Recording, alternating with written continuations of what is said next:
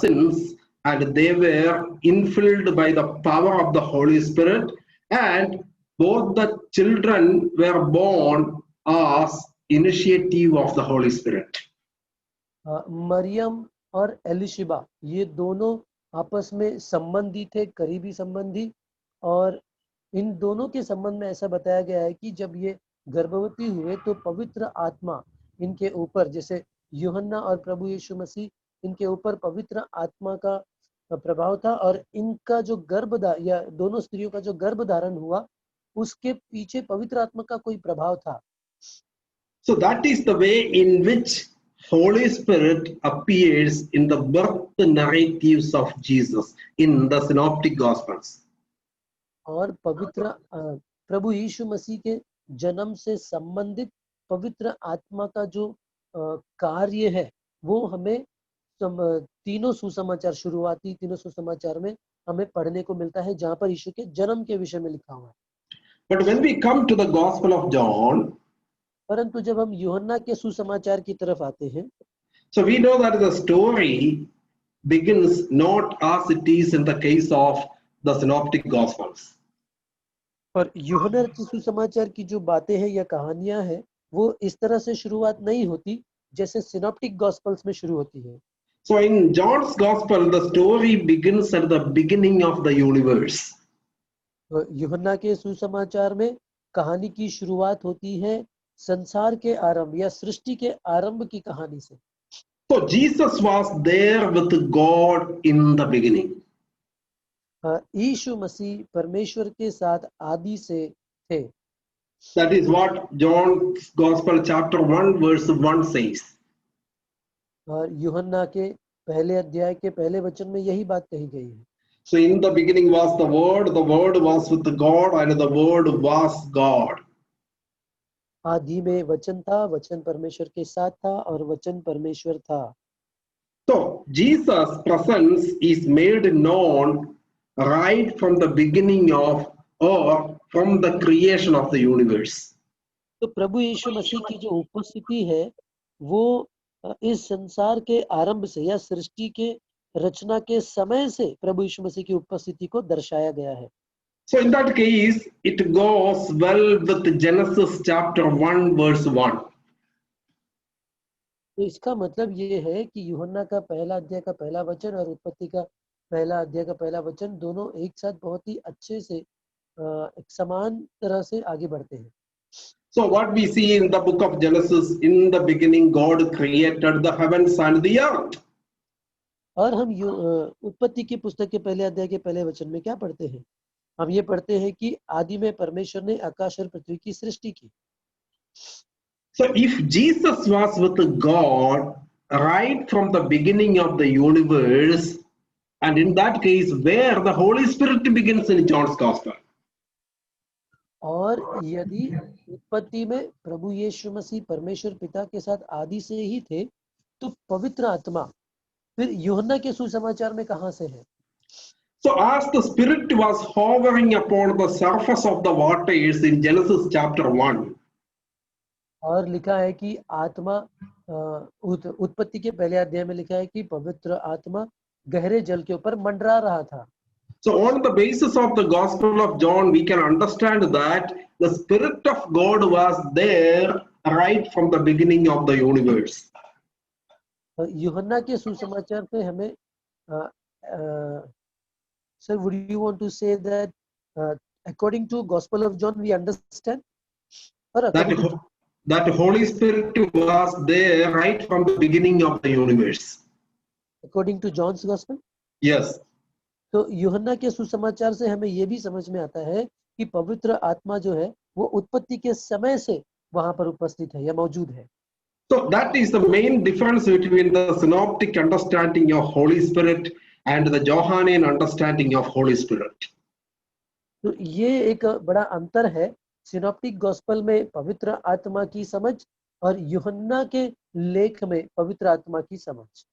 So in synoptic gospels, the Holy Spirit's presence is seen from the birth of Jesus. Synoptic gospel में पवित्र आत्मा का उल्लेख या फिर उसका प्रवेश बताया गया है यीशु मसीह के जन्म के दौरान.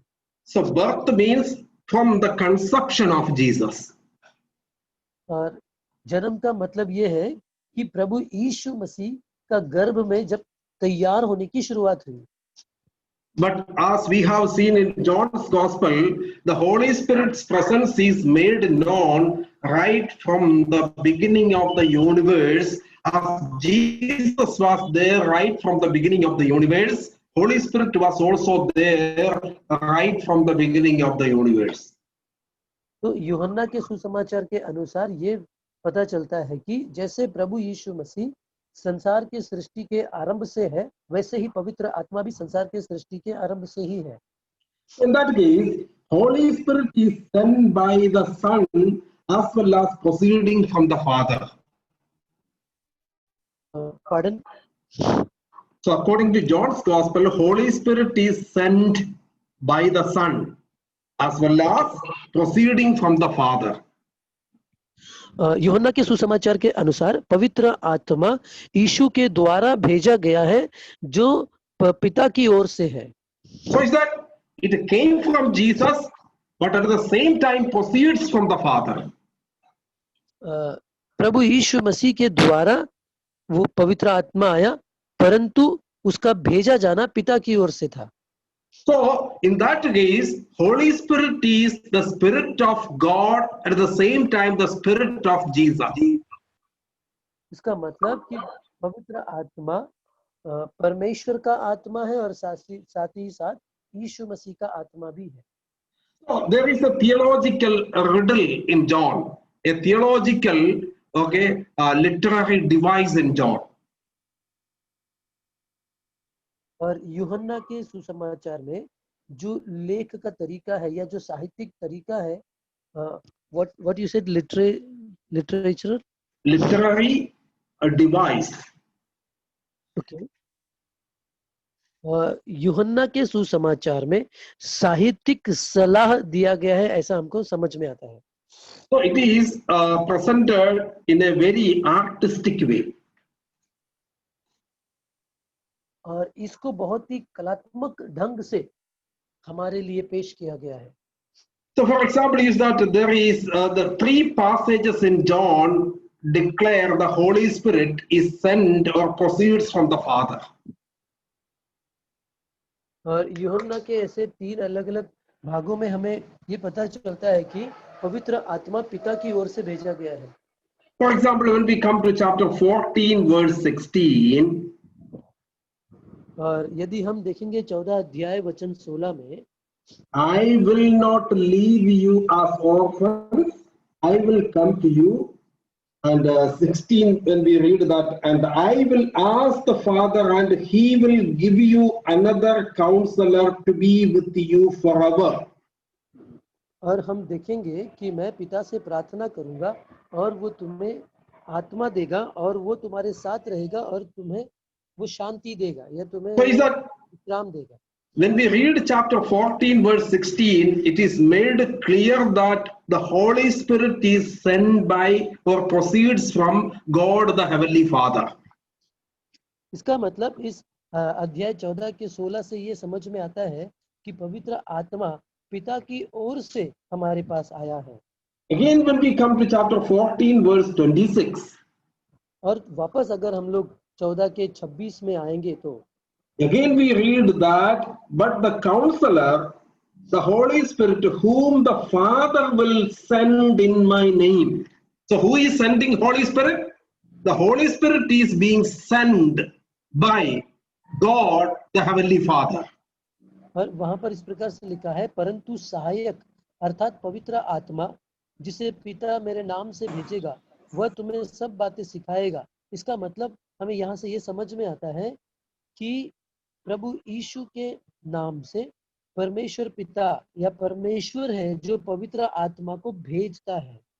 So again when we come to chapter 15 verse 26, आगे फिर हम लोग जब 15 के 26 में आते हैं, when the counselor comes, whom I will send to you from the Father, the Spirit of truth who goes out from the Father, he will testify about me. So in these three passages we see that Holy Spirit proceeds from the Father God. That means Holy Spirit is the Spirit of God, the Heavenly Father. और इन तीनों अलग अलग वचनों में या परिच्छेदों में हमें ये समझ में आता है, मैं वो 26वां वचन पढ़ लेता हूँ 15 का. I'll read it pastor first. Yes, yes. परंतु जब वह सहायक आएगा जिसे मैं तुम्हारे पास पिता की ओर से भेजूंगा, अर्थात सत्य का आत्मा जो पिता की ओर से निकलता है, तो वह मेरी गवाही देगा. तो इन तीनों वचनों से हमें ये समझ में आता है कि पवित्र आत्मा परमेश्वर पिता की ओर से भेजा गया है. So you see that John chapter 14 verse 16. और हमने देखा कि यूहन्ना 14 के 16 में, John chapter 14 verse 26. और यूहन्ना 14 का 26, And again John chapter 15 26. और फिर उसके बाद दोबारा 15 के 26 में देखते हैं. So these are the three passages that declare the Holy Spirit is sent or proceeds from God the Heavenly Father. और इन तीनों परिच्छेदों से हमें ये समझ में आता है कि पवित्र आत्मा परमेश्वर पिता की ओर से भेजा गया है या फिर पिता से ही वो निकल कर आता है. So while two passages in John emphasize that it is the Son who sends the Holy Spirit. परंतु यूहन्ना के सुसमाचार में और दो जगह परिच्छेद ऐसे हैं जहां पर ये लिखा है कि पवित्र आत्मा पुत्र की ओर से या यीशु की ओर से भेजा गया है. For example, John chapter 15 verse 26. और उदाहरण के तौर पर यूहन्ना 15 का 26. There we read that when the counselor comes, whom I will send to you. Who says? Jesus says.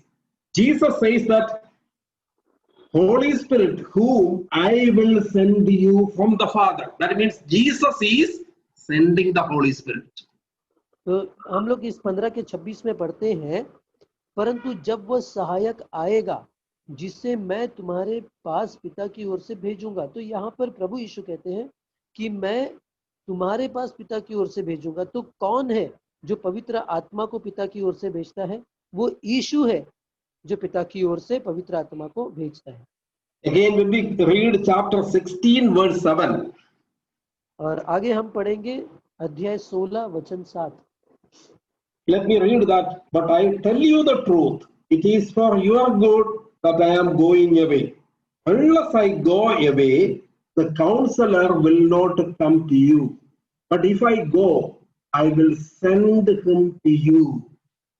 और 7वें वचन में हम पढ़ेंगे, तो भी मैं तुमसे सच कहता हूँ कि मेरा जाना तुम्हारे लिए अच्छा है, क्योंकि यदि मैं न जाऊं तो वह सहायक तुम्हारे पास न आएगा, परंतु यदि मैं जाऊंगा तो उसे तुम्हारे पास भेजूंगा. So is that these are the two references where we see that Holy Spirit is a spirit sent by the Son, Jesus Christ himself. और यहाँ पर ऐसे दो और भी वचन हमने पढ़े जिससे हमें ये पता चलता है कि पवित्र आत्मा यीशु जो पुत्र है उसके द्वारा भी भेजा गया है. So what we need to understand, Holy Spirit is the Spirit of God the Heavenly Father, and at the same time Holy Spirit is the Spirit of God the Son Jesus Christ. इससे हमें ये समझ में आता है कि पवित्र आत्मा जो है वो पिता स्वर्गीय पिता परमेश्वर के द्वारा भेजा गया है और साथ ही साथ पवित्र आत्मा पुत्र परमेश्वर के द्वारा भी भेजा गया है. So what is the conclusion? The Holy Spirit is the Spirit of God. Holy Spirit is part of the Trinity, and the Holy Spirit is from heaven. तो इसमें हम क्या समाप्ति में समझेंगे या फिर इसको हम लोग कैसे समझेंगे कि पवित्र आत्मा जो है वो परमेश्वर का आत्मा है और वो त्रिएक परमेश्वर का एक हिस्सा है, व्यक्ति है और वो स्वर्ग से आया है. My dear friends, Holy Spirit is not an ordinary spirit. It is the Spirit of God. It is the Spirit of Jesus. It is part of the Trinity. And it is the heavenly Spirit that motivates us. It is the Spirit that was present during the creation of the universe. तो ये जो पवित्र आत्मा है ये कोई सामान्य साधारण आत्मा नहीं है। पवित्र आत्मा जो परमेश्वर का आत्मा है, पवित्र आत्मा जो यीशु मसीह का आत्मा है, पवित्र आत्मा त्रिएक परमेश्वर में एक व्यक्ति है जो सृष्टि के समय में भी आरंभ से मौजूद था। So in that case, Holy Spirit is not a worldly spirit, but it is the heavenly spirit. इसका मतलब ये है कि पवित्र आत्मा जो है वो कोई सांसारिक आत्मा नहीं है, वो स्वर्गिक आत्मा है। So is that sometimes Holy Spirit is well connected to God the Father. और पवित्र आत्मा के विषय में कभी-कभी हम ऐसे देखते हैं कि वो बहुत ही अच्छी तरह से परमेश्वर पिता के साथ जुड़ा हुआ देखा गया है। So, for example, Jesus declares that he will ask the Father to send the Holy Spirit, and he also declares that the Father will send the Holy Spirit in his name. As the Son proceeds from the Father, so does the Spirit also proceeds from the Father. तो यहाँ पर ऐसा बताया गया है कि प्रभु यीशु मसीह ने कहा कि मैं पिता से प्रार्थना करूंगा और पिता जो है वो पवित्र आत्मा को भेजेगा। और दूसरा ऐसा है कि प्रभु यीशु मसीह ने कहा कि मैं तुम्हारे पास पवित्र आत्मा को भेजूंगा। इसका मतलब ये है कि पवित्र आत्मा पिता की ओर से भी निकल कर आता है और यीशु की ओर से भी निकल कर आता है। So Jesus says that I will ask the Father to send the Holy Spirit. और यीशु कहते हैं कि मैं पिता से प्रार्थना करूंगा कि वो पवित्र आत्मा को भेजे। And also he declares that the Father will send the Holy Spirit in Jesus' name. और वो ऐसा भी कहते हैं कि पिता पवित्र आत्मा को भेजेंगे प्रभु यीशु के नाम से। So in that case, as the Son proceeds from the Father, the Holy Spirit also does proceeds from the Father. तो इसका मतलब यह है कि जिस तरह से प्रभु यीशु मसीह पिता से निकलकर आए हैं, वैसे ही पवित्र आत्मा भी पुत्र से निकलकर आए हैं। So this is the Trinitarian dynamism we need to understand when we read the Gospel of John. जब हम यूहन्ना का सुसमाचार पढ़ते हैं तो हमें त्रिएक परमेश्वर का जो एक अद्भुत समझ है उसे हमें इसमें समझना है। But at the same time, Jesus also declares that he will send the Spirit from the Father. और एक बात में प्रभु यीशु मसीह ऐसा भी करते हैं कि प्रभु यीशु मसीह पिता की ओर से पवित्र आत्मा को भेजेंगे। And at the same time, he promises to send the Parakletos, another comforter, another counselor, after he departs. एक और भी प्रभु यीशु मसीह प्रतिज्ञा करते हैं कि जब प्रभु यीशु मसीह यहाँ से चले जाएंगे तो वो एक सहायक को हमारे लिए भेजेंगे। In that case, my dear friends, what we understand about the Holy Spirit in John's Gospel? तो अगर इस तरह से ये सारी बातें हैं तो यूहन्ना के सुसमाचार में पवित्र आत्मा के बारे में हम क्या समझते हैं?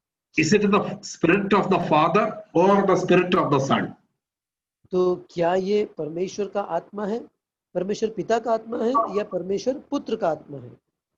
But at the same time, we need to answer if it is the Spirit of Son and at the same time Spirit of Father, do we need to consider the Spirit of Son and the Spirit of Father as two different spirits? और यदि हम ये कहते हैं कि अगर पवित्र आत्मा परमेश्वर पिता का आत्मा है और पवित्र आत्मा पुत्र परमेश्वर का यीशु का आत्मा है, तो क्या इसका मतलब ये है कि ये दो अलग-अलग आत्मा है? No, it is one Spirit, because Spirit is the central phenomenon in the Trinity. नहीं, परंतु ये एक ही आत्मा है और आत्मा के विषय में अगर देखा जाए तो वो बहुत ही अनोखा और अद्भुत है। So the author of the Gospel of John is making it clear that there is an integral connection between the Father, the Son Jesus, and the Holy Spirit. तो यूहन्ना अपने सुसमाचार में ये बताना चाहता है कि परमेश्वर पिता और प्रभु यीशु मसीह और पवित्र आत्मा में अंदरूनी एक अंदरूनी जोड़ है या फिर उनका एक संबंध है। Is that the Father is well connected to Jesus, and at the same time, Father is well connected to the Holy Spirit. इसका मतलब कि पिता जो है वो बहुत ही अच्छी तरह से पुत्र यीशु से जुड़ा हुआ है और पिता बहुत ही अच्छी तरह से पवित्र आत्मा से भी जुड़ा हुआ है। When we come to Jesus Christ, जब हम यीशु मसीह के पास आते हैं, Jesus is well attached to the Father, and at the same time, Jesus is well attached to the Holy Spirit. प्रभु यीशु मसीह परमेश्वर पिता के साथ बहुत ही अच्छी तरह से जुड़े हुए हैं और प्रभु यीशु मसीह पवित्र आत्मा के साथ भी बहुत ही अच्छी तरह से जुड़े हुए हैं। The same way, Holy Spirit is well attached to the Father, and at the same time, well attached to the Son. तो अब उसी प्रकार से पवित्र आत्मा जो है वो बहुत ही अच्छी तरह से प्रभु यीशु मसीह के साथ जुड़े हुए हैं और बहुत अच्छी तरह से परमेश्वर पिता के साथ जुड़े हुए हैं। So this dynamic relationship among the Father, Son, and the Holy Spirit make the Trinity in unity. तो ये जो पिता, पुत्र और पवित्र आत्मा का जो जोड़ है, ये एक बहुत ही अद्भुत जोड़ है जिसको त्रिएक करके या त्रिएकत्व करके बताया गया है। So is that the early church fathers developed a theory called homoousios. तो जो चर्च के पूर्वज हुआ करते थे उन्होंने एक ऐसा थियरी निकाला या फिर एक ऐसा सोच निकाला है जिसको अभी सर ने यूज किया, homo what is pastor? Homoousios. Homoousios. So what is the meaning of homoousios? Homoousios means Father, Son, and the Holy Spirit are with one same substance. तो होमोऊसियो का मतलब ये है कि ये जो त्रिएक परमेश्वर है, पिता, पुत्र और पवित्र आत्मा, ये तीनों एक ही तत्व के हैं।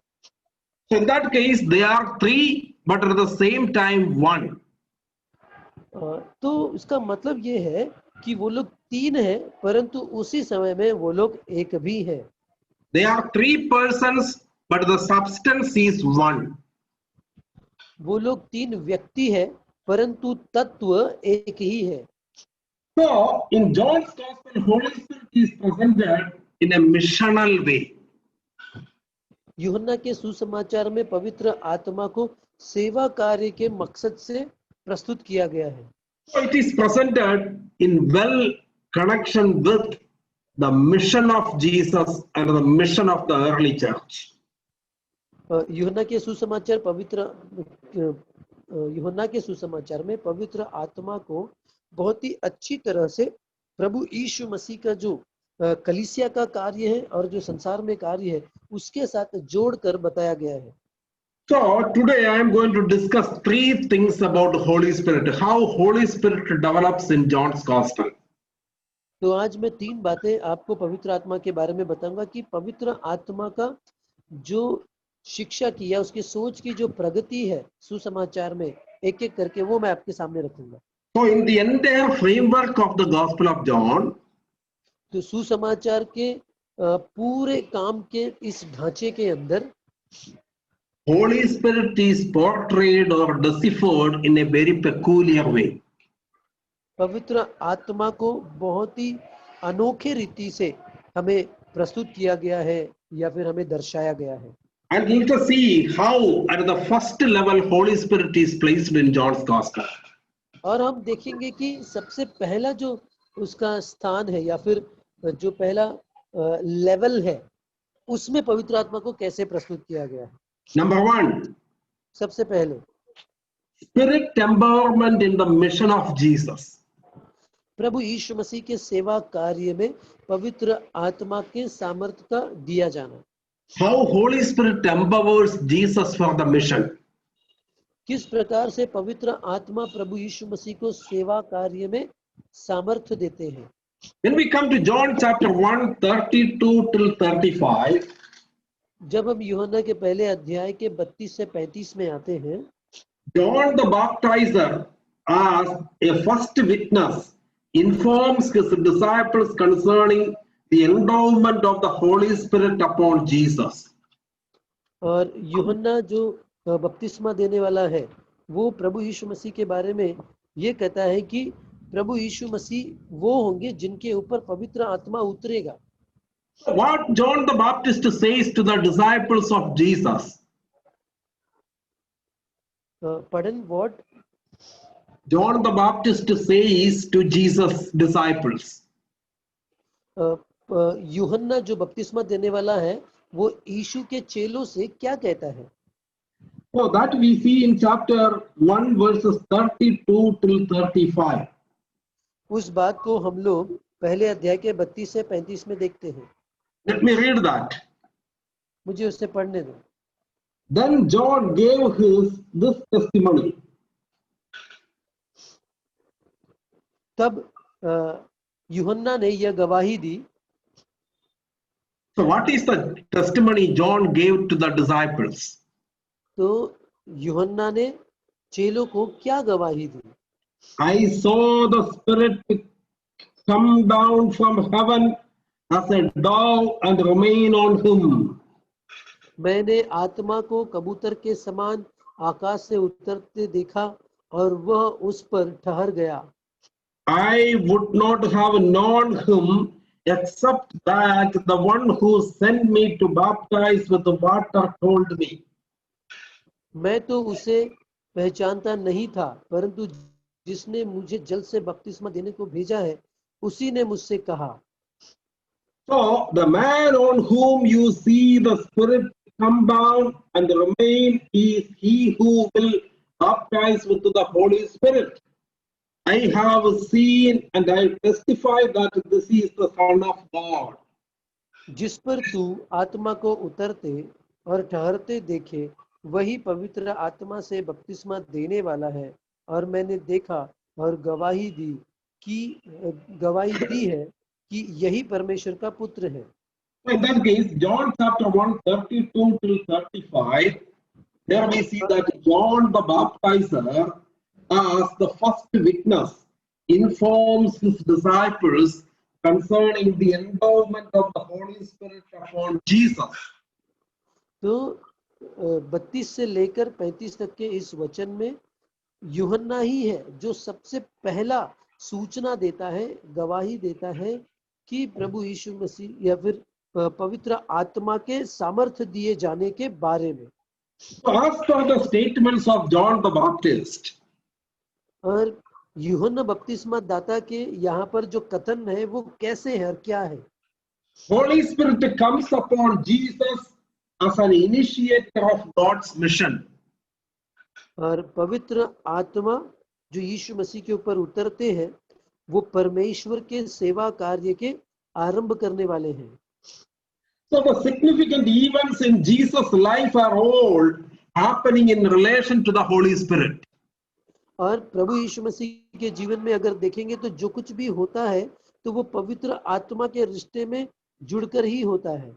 Once again, let me repeat that the significant events in Jesus' life are all happening in relation to Jesus. और सारे जो महत्वपूर्ण घटनाएं हैं जो यीशु मसीह के जीवन में हुए हैं, वो सब की जो पवित्र आत्मा के रिश्ते में जुड़े रहने के द्वारा या उसके साथ में ही हुए हैं। That means Jesus' mission begins with the Spirit empowerment. इसका मतलब यह है कि प्रभु यीशु मसीह के सेवा कार्य की शुरुआत पवित्र आत्मा के सामर्थ्य दिए जाने के बाद ही होता है। So we know that some of the metaphors like a dove, holiness, gentleness, and genuineness. और जैसे हम लोग यहाँ पर देखते हैं कबूतर के बारे में, जिसकी नम्रता के बारे में, ऐसे अलग अलग जो शब्द का इस्तेमाल हुआ है, नम्रता के बारे में, दीनता के बारे में और पवित्रता के बारे में। So is that so different aspects are presented in relation to Holy Spirit. और पवित्र आत्मा के बारे में अलग अलग पहलुओं के बारे में, sorry, about the dove, Yeah. Number one, dog. और यहाँ पर can you repeat the whole this sentence? So is that the metaphor of dog? और कबूतर के बारे में जो यहाँ पर एक जो शब्दों का इस्तेमाल किया गया है उसको हम लोग What does dog represent? कबूतर किस बात को दर्शाता है? Dog represents holiness. कबूतर पवित्रता को दर्शाता है. Dog represents gentleness. और कबूतर नम्रता को दर्शाता है. And also dog represents genuineness. और कबूतर वो खराई को दर्शाता है. So in that case, Holy Spirit is a spirit of holiness, it is a spirit of gentleness, and it is a spirit of genuineness. इसका मतलब ये है कि तो पवित्र आत्मा जो है वो पवित्रता को दर्शाता है, नम्रता को दर्शाता है और खराई को दर्शाता है. So in that case, Jesus' spirit empowerment is understandable through the way people understand him.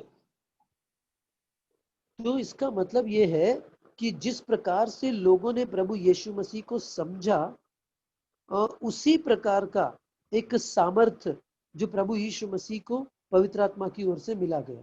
So it is not only Jesus was empowered by Holy Spirit. तो केवल यीशु मसीह ही नहीं है जो पवित्र आत्मा के द्वारा सामर्थ्य पाए हैं, but also the people who came across Jesus experienced that Jesus is empowered by Holy Spirit. Pardon, I couldn't get rightly. So it is not only Jesus was empowered by Holy Spirit, but also the people who came, on Jesus' way realized that Jesus is the one who is indeed empowered by Holy Spirit. तो केवल ऐसा ही नहीं है कि प्रभु यीशु मसीह पवित्र आत्मा के सामर्थ्य को पाए हुए हैं, परंतु जितने लोगों ने यीशु के समय में यीशु को अनुभव किया उन लोगों को भी ये समझ में आया कि प्रभु यीशु मसीह पवित्र आत्मा के सामर्थ्य पाए हुए हैं. When we read chapter 133, जब हम लोग पहले अध्याय का 33 वचन पढ़ते हैं, I would not have known him except that the one who sent me to baptize with the water told me, the man on whom you see the Spirit come down and remain is he who will baptize with the Holy Spirit. और 1 के 33 में हम पढ़ते हैं, मैं तो उसे पहचानता नहीं था, परंतु जिसने मुझे जल से बपतिस्मा देने को भेजा है उसी ने मुझसे कहा, जिस पर तू आत्मा को उतरते और ठहरते देखे वही पवित्र आत्मा से बपतिस्मा देने वाला है. In that case, what we see during the baptism of Jesus. अगर ऐसा है तो प्रभु यीशु मसीह के बपतिस्मा के दौरान हम लोग क्या देखते हैं? So in the baptism of Jesus, we see that 3 persons are coming together. प्रभु यीशु मसीह के बपतिस्मा के समय में हम ये देखते हैं कि 3 व्यक्ति एक साथ आ रहे हैं. So Father is telling that here is my son. और पिता कहते हैं कि यहाँ पर ये मेरा पुत्र है. The son is the one who is being baptized. और पुत्र जो है वो उसका बपतिस्मा हो रहा है. And Holy Spirit is coming upon him just like a dog is coming upon him. और पवित्र आत्मा यीशु के ऊपर उतर कर आता है जैसे कि कबूतर उतर कर आता है. So there is a Trinitarian witness here. और यहाँ पर त्रिएकत्व का गवाही को हम लोग देखते हैं. The same we have Genesis. और बिल्कुल ऐसा ही बात हम लोग उत्पत्ति की पुस्तक में देखते हैं. What we have seen in the book of Genesis? उत्पत्ति की पुस्तक में हम क्या देखते हैं? The God is coming as the creator. और हम देखते हैं कि परमेश्वर को वहां पर एक सृष्टिकर्ता के रूप में बताया गया है. In the beginning God created the heavens and the earth. और आदि में परमेश्वर ने आकाश और पृथ्वी की सृष्टि की. But at the same time, Jesus was there as per John's Gospel. In the beginning was the Word was with God, and the Word was God. और यूहन्ना के सुसमाचार के अनुसार हम लोग पढ़ते हैं कि यीशु मसीह भी आदि से थे, जैसे लिखा है कि आदि में वचन था, वचन परमेश्वर के साथ था और वचन परमेश्वर था। And also we read that in the book of Genesis, the Spirit of God was hovering upon the surface of the waters. और पवित्र आत्मा के बारे में भी हम ये पढ़ते हैं कि गहरे जल के ऊपर पवित्र आत्मा मंडरा रहा था। So Father, Son, and Holy Spirit were together during the creation of the universe. पिता, पुत्र और पवित्र आत्मा एक साथ में थे संसार की सृष्टि के दौरान। The same is being repeated during the baptism of Jesus in the New Testament. और नए नियम में भी हम लोग ऐसी ही एक घटना को या ऐसे ही एक वाक्यात को हम लोग देखते हैं नए नियम में, जब प्रभु यीशु मसीह का बपतिस्मा हो रहा था। So here we see that the Father is the one who tells, "Here is my Son." Son is the one who is being baptized, and the Holy Spirit is coming in the form of a dove. और इस प्रभु यीशु मसीह के बपतिस्मा के दौरान में हम वहां पर ये देखते हैं कि परमेश्वर पिता कहता है कि ये मेरा प्रिय पुत्र है, और प्रभु यीशु मसीह पानी का बपतिस्मा लेते हैं और पवित्र आत्मा कबूतर की नाई यीशु मसीह के ऊपर उतर कर आते हैं। So here we see that Jesus is empowered by Holy Spirit. और यहाँ पर हम देखते हैं कि प्रभु यीशु मसीह पवित्र आत्मा के द्वारा सामर्थ्य पाए हैं। So how people understood that Jesus was empowered by Holy Spirit? और लोग कैसे इस बात को समझ पाए कि प्रभु यीशु मसीह पवित्र आत्मा के द्वारा सामर्थ्य पाए हैं? So he said, when we come to chapter 1 verse 29, तो जब हम लोग पहले अध्याय का 29वां वचन पढ़ते हैं, तब the next day John saw Jesus coming toward him and said, "Look, the Lamb of God who takes away the sin of the world." तो और 29वें वचन में पढ़ेंगे, दूसरे दिन उसने यीशु को अपनी ओर आते देखकर कहा, देखो, यह परमेश्वर का मेमना है जो जगत का पाप उठा ले जाता है। So John the Baptist realized that Jesus is the Lamb of God. The Lamb of God means the one who is anointed by Holy Spirit. और यूहन्ना यहाँ पर यह समझ जाता है कि यीशु मसीह परमेश्वर का मेमना है। इसका मतलब, परमेश्वर का मेमने का मतलब यह है कि वह व्यक्ति जो परमेश्वर की ओर से अभिषेक पाया हुआ है। And again when we come to chapter 141, और फिर आगे हम लोग 1 के 41वें वचन में आते हैं। the first thing Andrew did was to find his brother Simon and tell him, "We have found the Messiah, that is the Christ." And he brought him to Jesus. और 41 के वचन में हम लोग देखते हैं, उसने पहले अपने सगे भाई शमौन से मिलकर, अर्थात अंद्रियास के विषय में लिखा है, उसने पहले अपने सगे भाई शमौन से मिलकर उससे कहा, हमको क्रिस्त अर्थात मसीह मिल गया है। That means Andrew was able to recognize and understand Jesus as the Messiah. और ये उस समय हुआ जब अंद्रियास प्रभु यीशु मसीह को एक मसीहा के रूप में या अभिषेक के रूप में उसने पहचान लिया। So who is a Messiah? तो मसीहा कौन है? A Messiah is literally translated as one who is anointed by God. और मसीहा का मतलब, उसका वास्तविक मतलब ये है कि मसीहा वो है जो परमेश्वर की ओर से अभिषेक किया हुआ। That means it is not only by the beginning of the universe Holy Spirit was there, but also when Jesus started his earthly ministry, Holy Spirit was empowering him, and the Holy Spirit was provoking him to go ahead with the mission of God.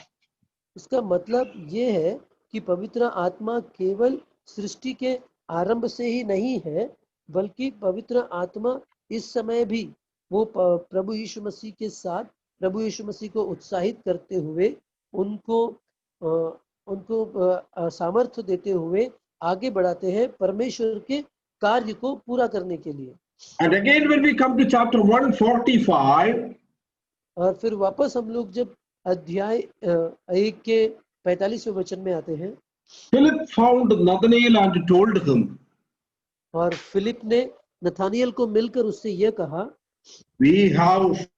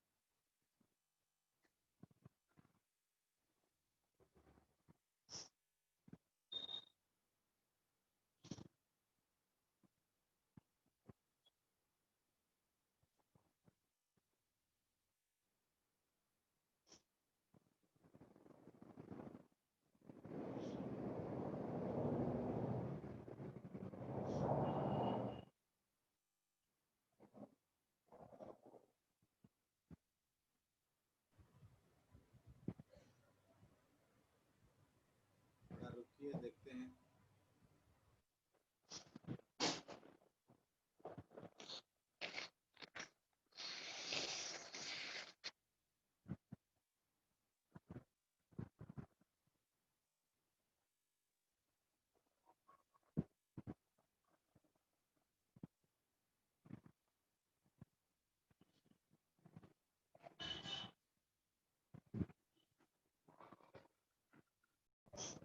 Says that the Holy Spirit is empowering Jesus for the mission right at the beginning of John's Gospel.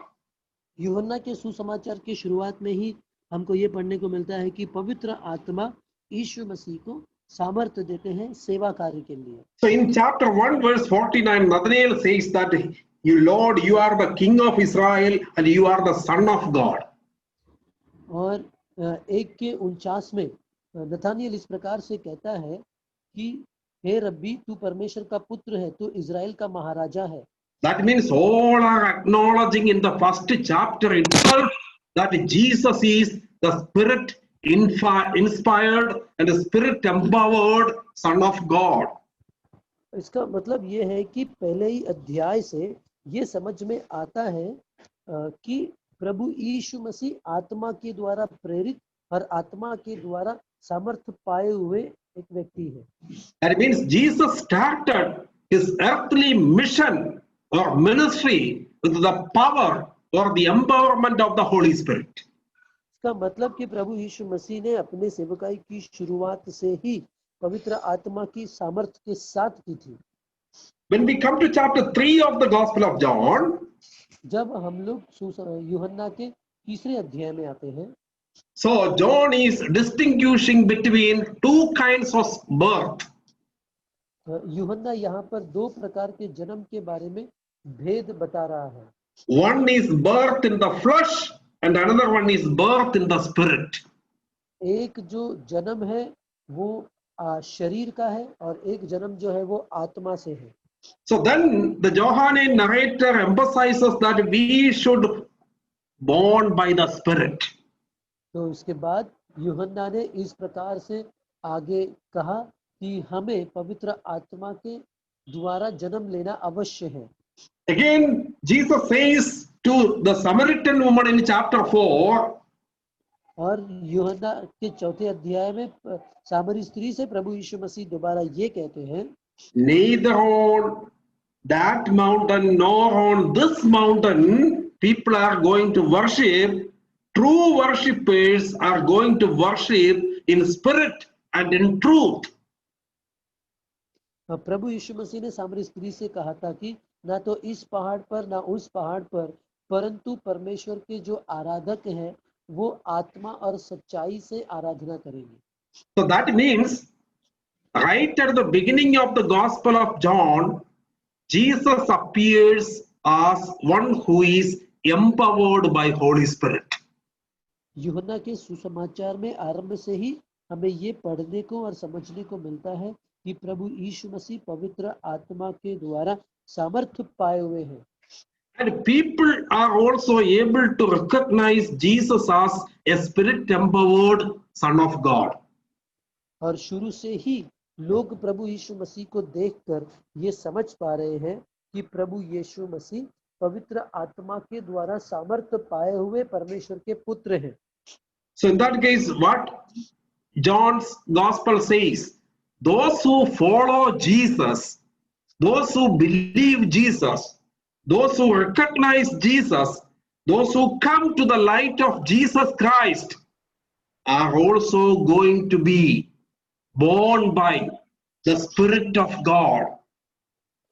तो इसका मतलब यूहन्ना का ये कहना है कि जो कोई भी यीशु मसीह के ऊपर विश्वास करेगा, जो कोई भी यीशु मसीह के पास आएगा, जो कोई भी यीशु मसीह को अनुभव करेगा, वो व्यक्ति प्रभु यीशु मसीह के द्वारा पवित्र आत्मा के सामर्थ्य से सामर्थ्य किया जाएगा। That means when we are beginning our spiritual life, that is because of the motivation of the Holy Spirit. इसका मतलब यह है कि जब हम भी अपने जीवन की शुरुआत आत्मा में करेंगे तो वो पवित्र आत्मा के द्वारा हमें उत्साह मिलेगा या उत्साहित किया जाएगा। So we believe that Jesus is Lord and God by the inspiration of the Holy Spirit. और प्रभु यीशु प्रभु है और परमेश्वर है, इस बात को हम इसीलिए विश्वास करते हैं क्योंकि पवित्र आत्मा ने हमें इस बात के लिए प्रेरित किया या पवित्र आत्मा ने हमारे अंदर ये बोला। So without the motivation of the Holy Spirit, we cannot follow Jesus. पवित्र आत्मा के उत्साह किए बगैर हम लोग यीशु मसीह के पीछे नहीं चल सकते। So without the inspiration of the Holy Spirit, we cannot read the Word of God. पवित्र आत्मा हमें प्रेरित किए बगैर हम लोग परमेश्वर का वचन पढ़ नहीं सकते। That means according to John's Gospel, Holy Spirit is the motivator. Holy Spirit is the one who persuades people to be followers of Jesus, believers of Jesus, members of the body of Christ. For everything, the motivating factor is Holy Spirit. इसका मतलब ये है कि पवित्र आत्मा वो महत्वपूर्ण उत्साह करने वाला व्यक्ति है जो एक व्यक्ति को यीशु मसीह के ऊपर विश्वास करवाता है, यीशु मसीह के पीछे चलने के लिए लगाता है, और वो ही एक वास्तविक ऐसा व्यक्ति है जिसके द्वारा एक व्यक्ति यीशु पर विश्वास कर सकता है और उसके पीछे चल सकता है। That is why in chapter 6:63, इसीलिए अध्याय 6 के 63 में Jesus says, यीशु कहते हैं, the Spirit gives life, the flesh counts for nothing. The words I have spoken to you are spirit and they are life.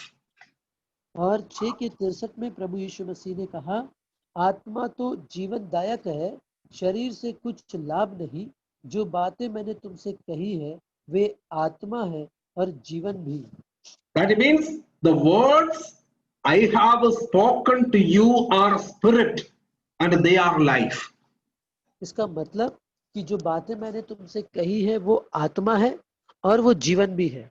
That means new birth is possible only through Holy Spirit. इसका मतलब कि जो नया जन्म है वो केवल संभव है पवित्र आत्मा के द्वारा। So according to John's Gospel, nothing spiritual is possible without the Holy Spirit.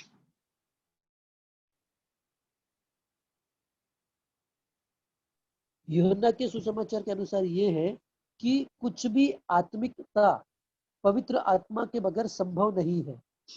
So Jesus is empowered from above by the Holy Spirit. यीशु मसीह पवित्र आत्मा के द्वारा जो ऊपर से भेजा गया है उसके द्वारा सामर्थ्य पाए हुए हैं। So Jesus' mission and ministry are in the Holy Spirit. तो प्रभु यीशु मसीह का जो जीवन है और उनका जो सेवा है वो पवित्र आत्मा में है। So in that case, Jesus is a charismatic figure. In that case, Jesus is a charismatic figure. इसका मतलब ये है कि प्रभु यीशु मसीह एक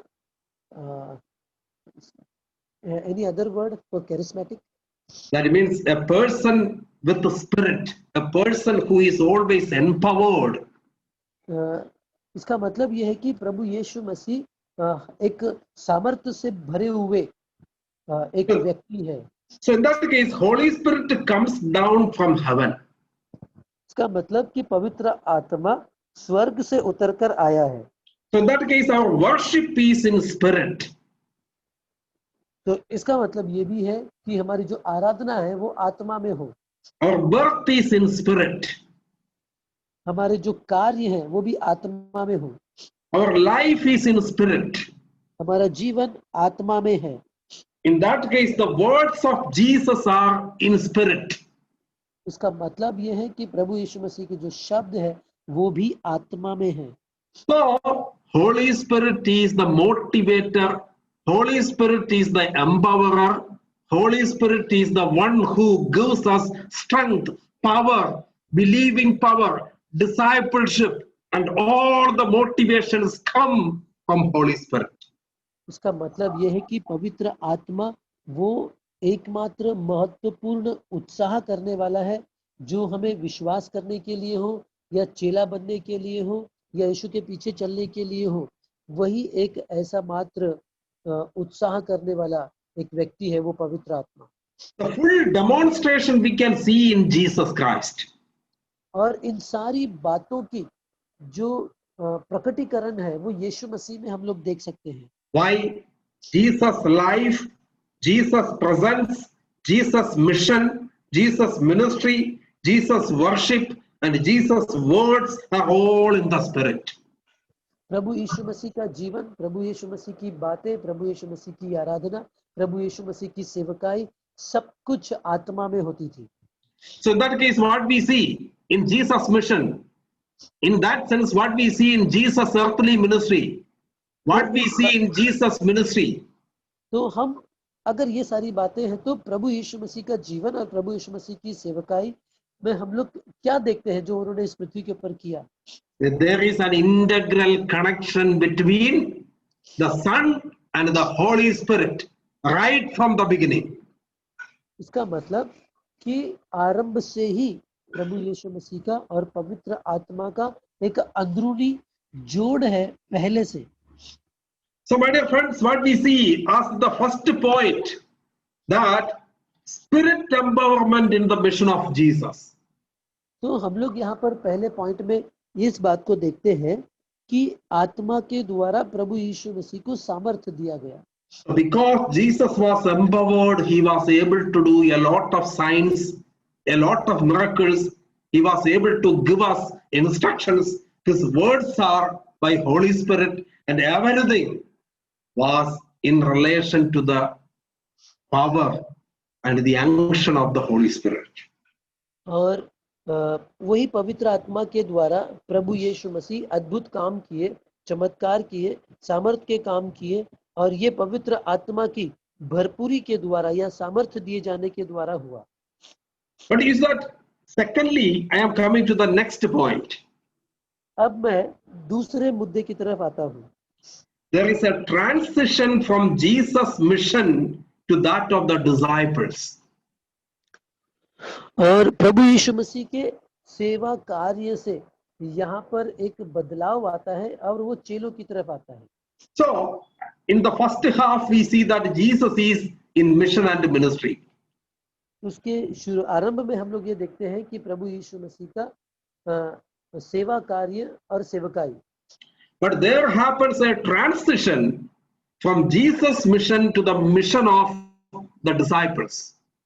परंतु आगे हम लोग ये देखते हैं कि प्रभु यीशु मसीह का जो मकसद है और जो सेवा है उसमें से एक अंतर होकर या फिर वो उसमें एक ट्रांजिशन आता है जो अब चेलों की तरफ बढ़ जाता है। So that is why I wanted to say that Jesus' ministry, okay, you see that the Gospel of John is mainly divided into two parts. इसलिए मैंने ये कहना चाहता हूँ कि यूहन्ना का जो सुसमाचार है मुख्य रूप से दो भाग में बांटा गया है. So in chapter 1 verse 19 till chapter 12 verse 50, we know that that is indicating the public ministry of Jesus. अध्याय 1 का 19 से लेकर 12 का 50 तक ये भाग जो है प्रभु यीशु मसीह का सार्वजनिक सेवा के रूप में बताया गया है. But when we come to chapter 13 verse 1 to chapter 17 verse 26, that section is called the private ministry of Jesus. और 13 अध्याय का वचन 1 से लेकर 17 अध्याय का वचन 26 तक हम पढ़ते हैं तो वो प्रभु यीशु मसीह का प्राइवेट मिनिस्ट्री बताया गया है या फिर गुप्त रीति से बस कुछ लोगों के लिए सीमित था. So in the first 12 chapters we know that Jesus is out in the public. He is in the temple. He was among the Jews. He was in the synagogue and he was always in public places. और 12 अध्याय के 50 वचन तक या फिर 12 अध्याय तक हम लोग देखते हैं कि प्रभु यीशु मसीह की जो सेवकाई है वो भीड़ के बीच में, लोगों के बीच में, मंदिर में है या फिर आराधनालय में है. वो खुलकर सब जगह जाकर सेवा करते थे, ये देखते हैं. When we come to chapters 13, 14, 15, 16 and 17, the 5 chapters, there Jesus is calling out his disciples and giving instructions in a private group. और यदि 13, 14, 15, 16 और 17 अध्याय में हम पढ़ते हैं तो प्रभु यीशु मसीह एक झुंड को अपने पास बुलाकर या रखकर उनके साथ वो सेवा करते हैं या उनकी सेवा करते हैं. So Jesus is giving a promise to the disciples. प्रभु यीशु मसीह चेलों को प्रतिज्ञा देते हैं. That is made obvious in chapter 7, 37 to 39. Chapter 7 to 37 to 39. और chapter 7, right? Yeah. और 7वें अध्याय का 37 से लेकर 39 तक हम पढ़ेंगे. So you see that in chapter 7, 37 to 39, Jesus says to the disciples or the people in the temple during the Feast of the Tabernacles. और अध्याय 7 के 37 से लेकर 29 तक प्रभु यीशु मसीह चेलों को और मंदिर में जब वहां पर झोपड़े का पर्व था उस समय में प्रभु यीशु मसीह सभी से बोल रहे हैं. On the last and greatest day of the feast, Jesus stood and said in a loud voice. पर्व के अंतिम दिन जो मुख्य दिन है यीशु खड़ा हुआ और पुकार कर कहा, If anyone is thirsty, let him come to me and drink. Whoever believes in me, as the scripture has said, streams of living water will flow from within him. यदि कोई प्यासा हो तो मेरे पास आए और पिए. जो मुझ पर विश्वास करेगा, जैसा पवित्र शास्त्र में आया है, उसके हृदय में से जीवन के जल की नदियां बह निकलेगी. So by this he meant the Spirit, whom those who believed in him were later to receive.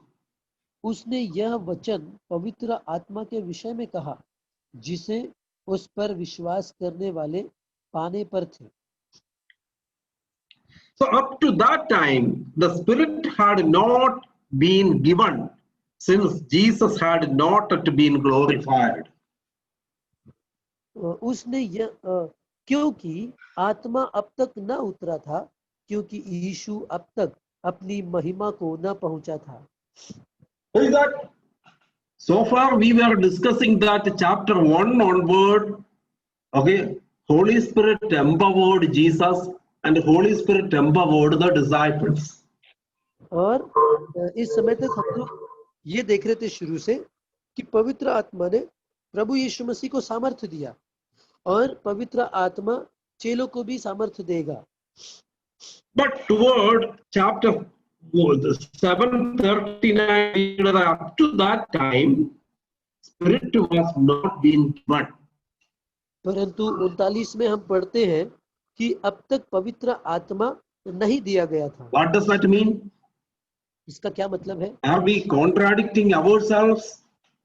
क्या हम लोग खुद के साथ ही कुछ मतभेद कर रहे हैं? That is about the full-fledged form of the upcoming pouring out of the Holy Spirit. इसका मतलब ये है कि पवित्र आत्मा का भरपूरी में जो उंडेला जाना है उसके बारे में यहाँ पर लिखा है। That is about the full portion of the Holy Spirit given to the disciples. इसका मतलब ये है कि अब तक भी चेलों को पवित्र आत्मा की जो भरपूरी है वो नहीं दी गई थी। So you know that metaphors like thirst and water are brought to introduce the coming of the Holy Spirit. तो यहाँ पर जो प्यास है और जो पानी है, ये शब्द का जो इस्तेमाल किया गया है, इसका मतलब ये है कि यहाँ पर ये बताया जा रहा है कि पवित्र आत्मा जो आने वाला है उसके बारे में। So the metaphors like thirsty, drink, streams, water and flowing and overflowing, all these things are indicating about the full portion of the Holy Spirit that is going to come. तो यहाँ पर जो शब्द का इस्तेमाल किया गया है वो है प्यास है, पानी है और जीवन का जल है और जो नदियां बह निकलेगी, वो सारी बातें जो है उसके बारे में है जो आने वाले समय में है, जो पवित्र आत्मा की भरपूरी में से दिया जाएगा। So what we need to understand from all these? तो इन सारी बातों से हमें क्या समझने की जरूरत है? The moment we start to believe in Jesus, Holy Spirit is already there in us. इसका मतलब कि जिस क्षण से हम लोग यीशु मसीह पर विश्वास करने लग जाते हैं, पवित्र आत्मा हमारे अंदर आता है। But the full portion of the Holy Spirit is only available, when Jesus goes to heaven. जब प्रभु यीशु मसीह स्वर्ग जाएंगे उसके बाद ही पवित्र आत्मा की भरपूरी की प्राप्ति हो सकती है। So that promise of Jesus that is made obvious on the last day of the festival came into fulfillment in chapters 14, 15 and 16. और यहाँ पर प्रभु यीशु मसीह पर्व के अंतिम दिन के मुख्य दिन में जो कहते हैं, इसकी जो पूर्ति हुई वो 14 अध्याय 14, 15 and 16. 14 अध्याय के 15 और 16 में पूरा होता है। No, I am talking about in chapters 14, chapter 15 and chapter 16. Okay, तो अध्याय 14, 15 और 16 में उसके बारे में बताया गया है। So when we come to chapter 14 verse 15, जब हम लोग 14 अध्याय के 15वें वचन में आते हैं, so there Jesus is promising something significant to the disciples. और यहाँ पर प्रभु यीशु मसीह बहुत ही महत्वपूर्ण बात की प्रतिज्ञा करते हैं चेलों से। So what Jesus says to the disciples? प्रभु यीशु मसीह चेलों से क्या कहते हैं? So if you love me, you will obey what I command. And if I will ask the Father, and he will give you another counselor to be with you forever. यदि तुम मुझसे प्रेम रखते हो तो मेरी आज्ञाओं को मानोगे।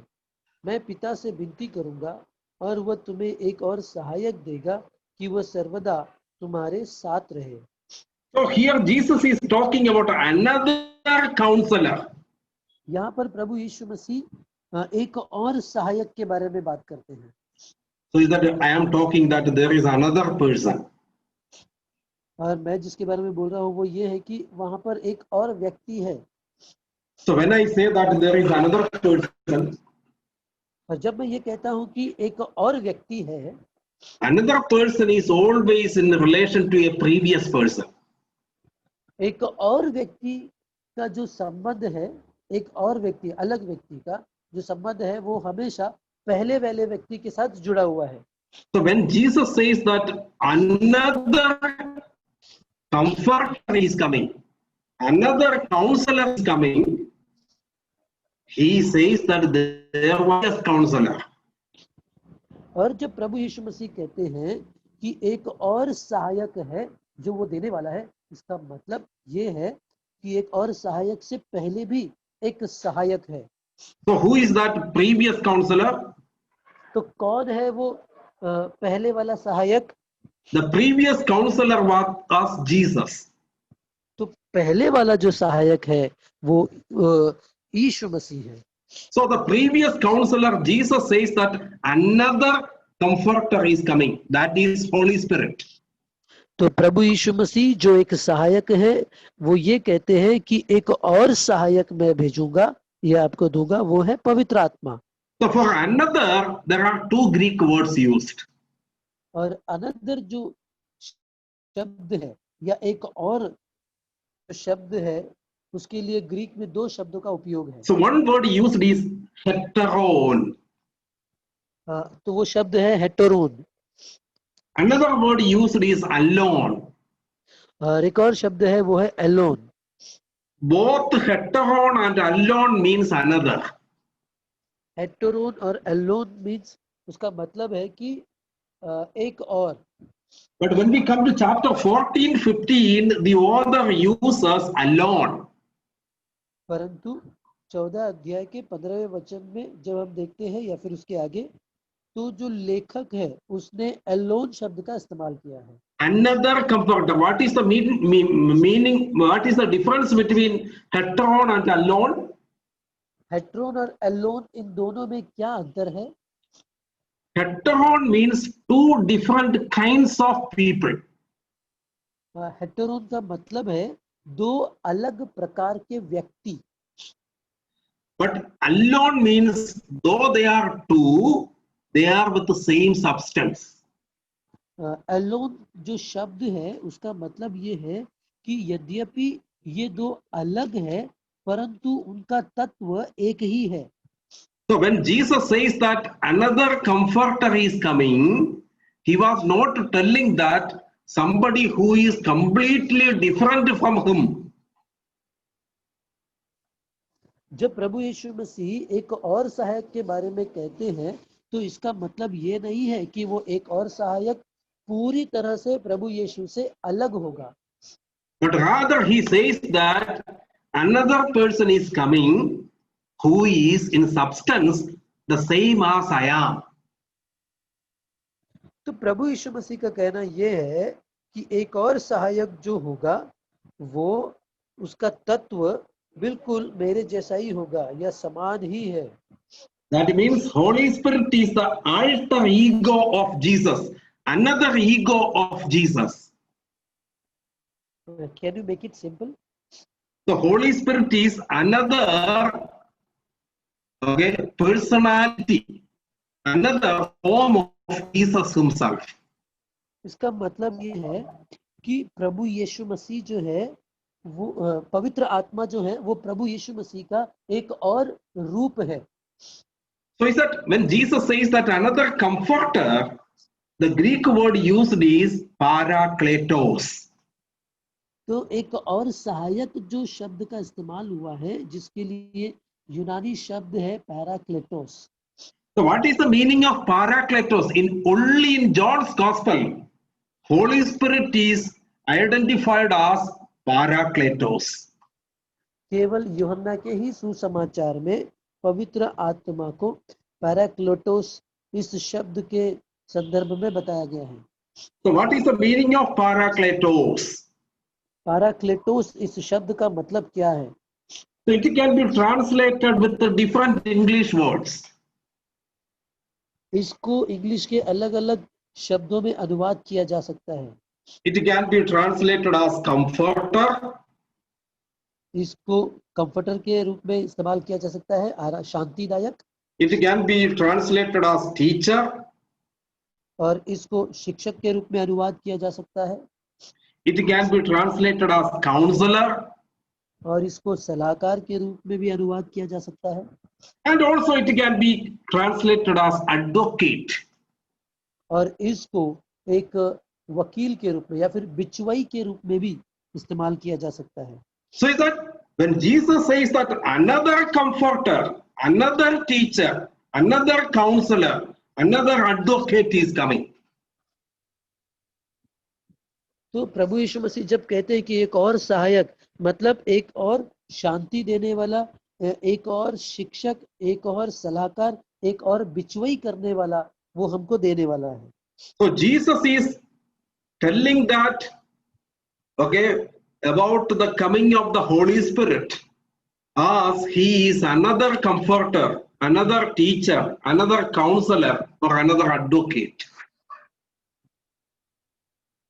तो प्रभु यीशु मसीह जो पवित्र आत्मा को भेजने वाले हैं या आने वाला है, उसके बारे में ये बता रहे हैं कि जो पवित्र आत्मा आने वाला है वो एक और शांतिदायक, एक और शांतिदाता, एक और सलाहकार है, एक और शिक्षक है, एक और बिचवई करने वाला है।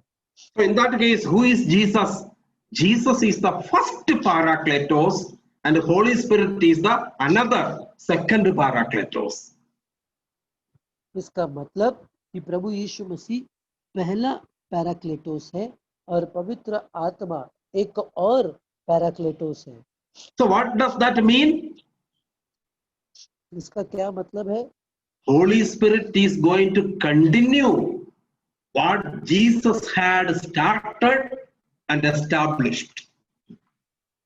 इसका मतलब कि पवित्र आत्मा उस काम को निरंतर करता जाएगा जिस काम को प्रभु यीशु मसीह ने शुरू किया और स्थापित किया। So the first comforter is Jesus, the second comforter is Holy Spirit. पहला शांतिदाता यीशु मसीह है और दूसरा पवित्र आत्मा है। The first teacher is Jesus, the second teacher is Holy Spirit. पहला जो शिक्षक है वो यीशु है और दूसरा जो है वो पवित्र आत्मा है। The first counselor is Jesus, second counselor is Holy Spirit. पहला सलाहकार यीशु मसीह है और दूसरा सलाहकार पवित्र आत्मा है। The first advocate is Jesus and the second advocate is Holy Spirit. पहला बिचवई करने वाला यीशु है और दूसरा बिचवई करने वाला पवित्र आत्मा है।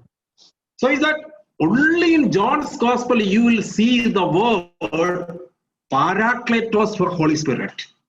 केवल यूहन्ना के ही सुसमाचार में आप पवित्र आत्मा के लिए पैराक्लेटोस शब्द का इस्तेमाल देख सकते हो।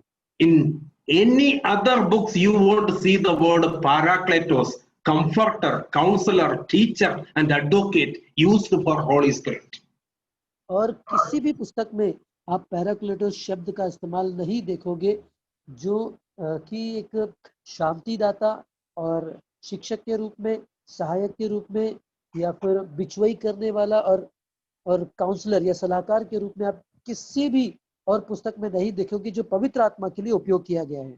Another word used in John's Gospel is Spirit of Truth for Holy Spirit. और यूहन्ना के सुसमाचार में पवित्र आत्मा के लिए इस्तेमाल किया हुआ शब्द है सत्य का आत्मा।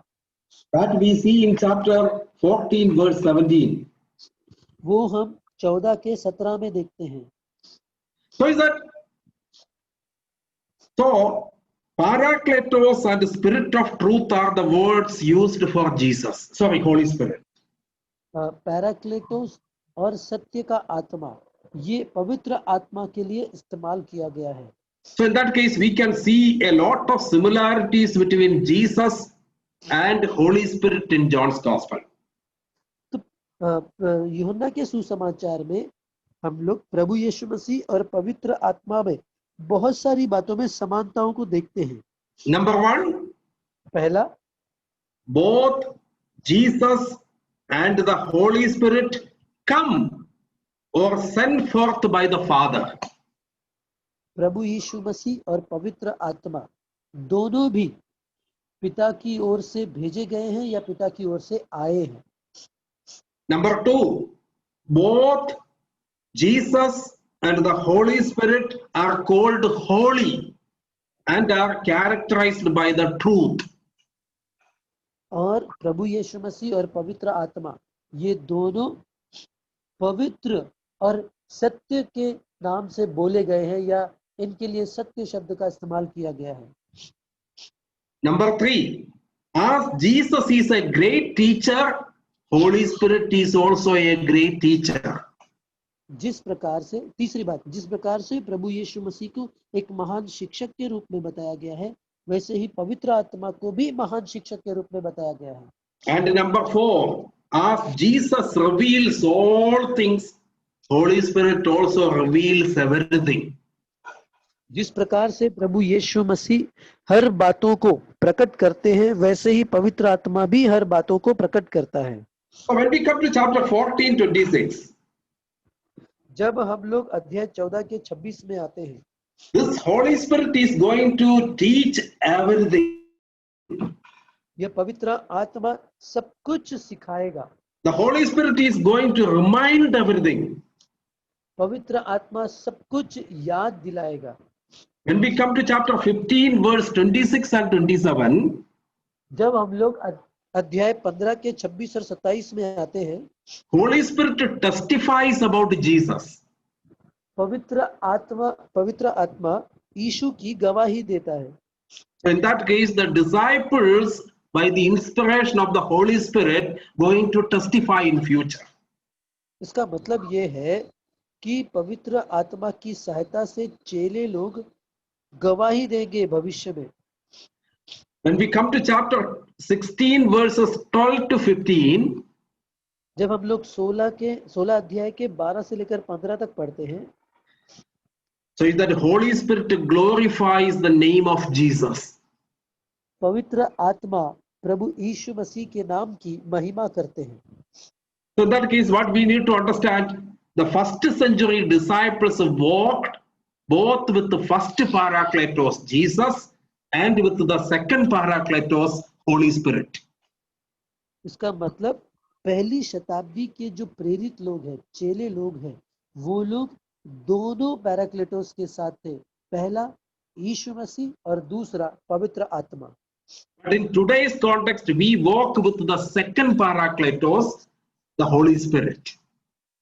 और आज के इस वर्तमान समय में हम लोग जो दूसरा पैराक्लेटोस है, पवित्र आत्मा, उसके साथ मिलकर काम करते हैं। So in that case, in our mission, in our ministry, in our engagement, in our testimony, in our witness, Holy Spirit is the motivating factor in today's context. इसका मतलब कि आज पवित्र आत्मा ही जो सबसे महत्वपूर्ण हमें उत्साह करने वाला एक सच्चाई है, जो हमें गवाही देने के लिए या सेवा करने के लिए या सेवा क्षेत्र में जाने के लिए सब महत्वपूर्ण एक उत्साह करने वाला व्यक्ति है। So my dear friends, in the first 12 chapters, we could see that Jesus is working the mission of God, the mission of the Heavenly Father by the empowerment of the Holy Spirit. तो मेरे प्रिय मित्रों, हमने ये देखा कि यूहन्ना के 12वें अध्याय तक, 1 से लेकर 12 तक पहले भाग में, कि प्रभु यीशु मसीह जो सेवा करते हैं या फिर परमेश्वर पिता की जो सेवा है, जो मिशन है, उसको प्रभु यीशु मसीह पवित्र आत्मा के सामर्थ्य में होकर करते हैं। When we come to chapter 7, 37 to 39, Jesus promises the same Holy Spirit to the disciples.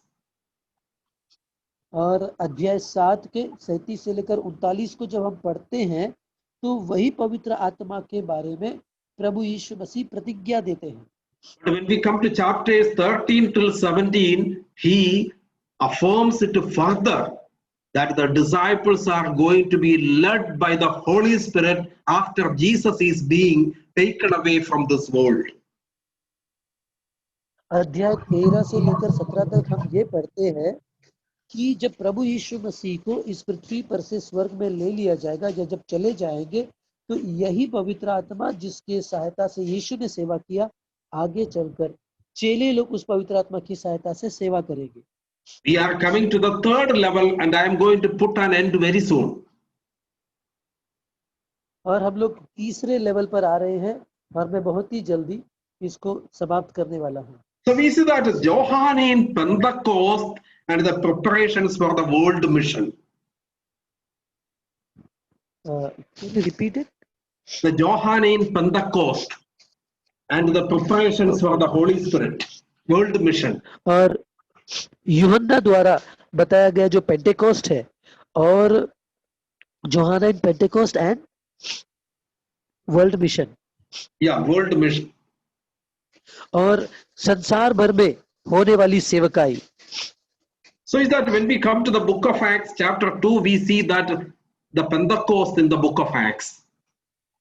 और दूसरे अध्याय के प्रेरितों के काम में हम लोग देखते हैं पेंटेकोस्ट का पर्व, The outpouring of the Holy Spirit.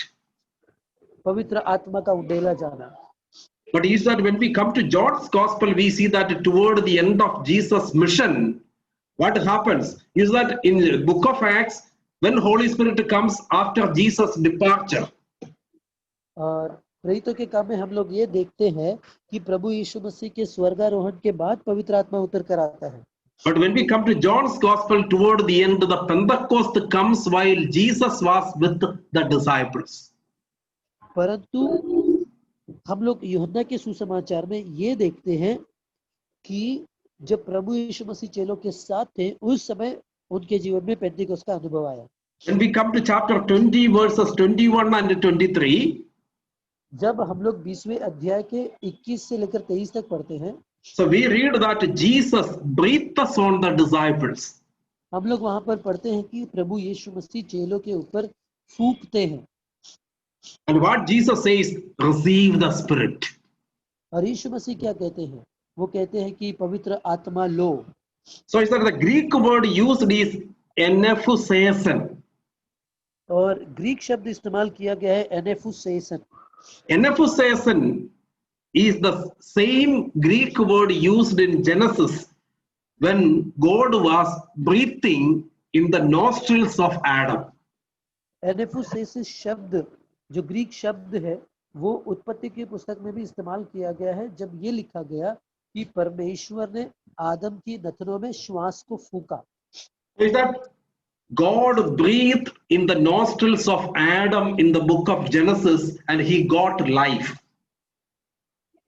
और उत्पत्ति की पुस्तक में परमेश्वर पिता ने जब आदम की नथनों में जीवन का श्वास फूंका तो उसको जीवन प्राप्त हुआ। In John chapter 20, we see that Jesus on the disciples and they are receiving Holy Spirit. और यूहन्ना के सुसमाचार में हम लोग ये पढ़ते हैं कि प्रभु यीशु मसीह चेलों के ऊपर फूंकते हैं और चेले लोग पवित्र आत्मा पाते हैं। And Jesus says, as the Father has sent me, I am sending you. और प्रभु यीशु मसीह ये कहते हैं कि जैसे पिता ने मुझे भेजा है, मैं तुम्हें भेजता हूँ। So in that case, there is a difference between the coming of the Pentecost in the book of Acts and the coming of the Pentecost in the Gospel of John. इसका मतलब कि प्रेरितों के काम में जो पेंटिकोस्ट आया है वो और यूहन्ना के सुसमाचारों में जो पेंटिकोस्ट बताया गया है वो दोनों में अंतर है। So in the book of Acts, we see that the Holy Spirit comes after Jesus departs. और प्रेरितों के काम में हम लोग ये देखते हैं कि प्रभु यीशु मसीह के स्वर्ग जाने के बाद पवित्र आत्मा आता है। But in the Gospel of John, Pentecost comes when Jesus is alive and Jesus is among the disciples. और यूहन्ना के सुसमाचार में हम लोग ये देखते हैं कि पवित्र आत्मा तब आया जब यीशु जिंदा है और यहाँ पर है और चेलों के साथ साथ है। So this is a different way of expressing things in John's Gospel. John is giving more prominence for the coming of the Holy Spirit with a different missional emphasis. यहाँ पर हम लोग जो यूहन्ना के द्वारा दर्शाया गया या हमें बताया गया जो उसका नजरिया है वो अलग है और वो ये बताता है कि पवित्र आत्मा का जो सेवा कार्य है So in that case, के द्वारा होने वाला है वो बताता in that case, mission is at the center of or core of the Johannine Holy Spirit. इसका मतलब ये है कि यूहन्ना के सुसमाचार के अंदर पवित्र आत्मा के बारे में जो बताया गया है उसका मुख्य मकसद ये है कि यहाँ पर पवित्र आत्मा सेवा के कार्य के उद्देश्य से उसको दर्शाया गया है। So in that larger framework of the Gospel of John, 3 levels of the function of the Holy Spirit is portrayed. इसका मतलब कि यूहन्ना के इस सुसमाचार के अंदर एक बड़े पैमाने में जो 3 अलग-अलग लेवल बताए गए हैं वो पवित्र आत्मा के बारे में बताए गए। In the first half, Jesus is empowered for mission.